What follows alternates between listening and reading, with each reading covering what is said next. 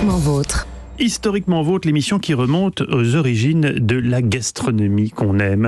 Et dans les produits qu'on affectionne particulièrement, Olivier, il y a le saucisson et sa déclinaison aujourd'hui, le salami. Si tant est que le salami, c'est une déclinaison du saucisson. Vous posez beaucoup de questions et je vais quand même tenter d'y répondre. Si je devais commencer ma chronique comme le ferait David, je dirais, moi il y a un truc que j'aime bien, c'est l'apéro. Voilà. Et d'ailleurs c'est vrai.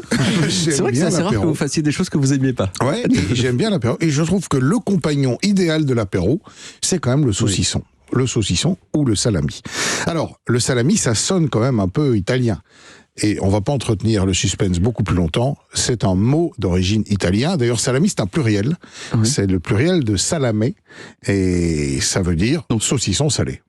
Ah, donc rien à voir avec... Moi, j'aurais dit que c'était arabe, salam, tout ça. Mais après, je me suis dit, c'est vrai que du saucisson, ce serait bizarre que ce soit arabe. Ouais. Alors, ils en font, mais pas avec les mêmes aliments. Oui, et donc, c'est indiscutablement italien. En revanche, l'origine de ce produit, de cette charcuterie, n'est probablement pas tout à fait italienne, mais allemande, et ce serait les Lombards, qui est un peuple germanique qui était venu de la Baltique et qui aurait inventé cette méthode. En fait, au départ, comme beaucoup de produits, une méthode de conservation des viandes. Car qu'est-ce que l'on faisait ? Eh bien, on prenait de la viande qu'on hachait en petits morceaux, on y rajoutait du sel, un grand conservateur, et hop, on mettait tout ça dans des boyaux, et ça permettait de les conserver. Et ensuite, ces fameux Lombards se sont installés dès le VIe siècle en Italie. Ils ont emmené avec eux leurs recettes. Et petit à petit, les salamis, puisqu'une fois encore, c'est un pluriel, se sont imposés dans différentes régions avec des recettes très différentes.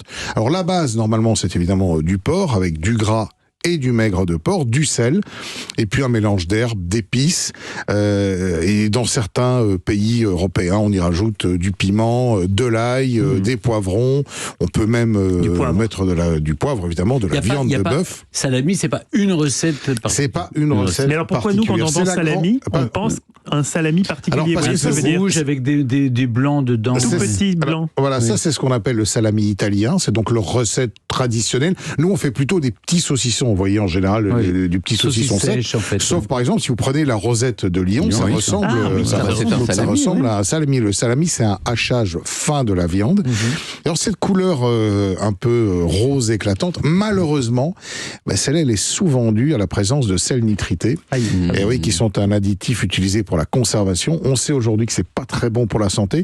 Le sel nitrité est autorisé dans les charcuteries Le sel nitrité est autorisé dans les charcuteries depuis 1964 et aujourd'hui, il y a beaucoup et de chefs, et de charcutiers, et de parlementaires, et de médecins qui militent pour qu'on les supprime. C'était contre le botulisme au départ, non ? Un truc comme ça. Enfin, il y avait une fonction. La fonction, c'est quand la charcuterie industrielle est arrivée, c'est que c'était un conservateur extrêmement puissant et très efficace.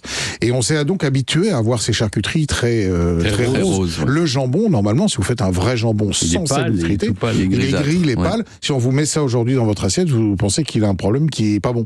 Alors qu'en réalité, c'est le meilleur.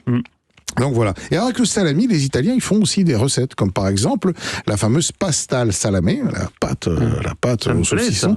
C'est pas mal. Vous prenez des spaghettis, vous prenez un beau morceau de salami italien, quelques tomates cerises, un peu de fromage frais de brebis, un oignon blanc, du sel, du poivre. On fait revenir l'oignon qu'on a taillé en petits morceaux dans la matière grasse. On rajoute les morceaux de salami. On laisse fondre parce que le salami est assez gras. Donc la graisse va se répandre là aussi.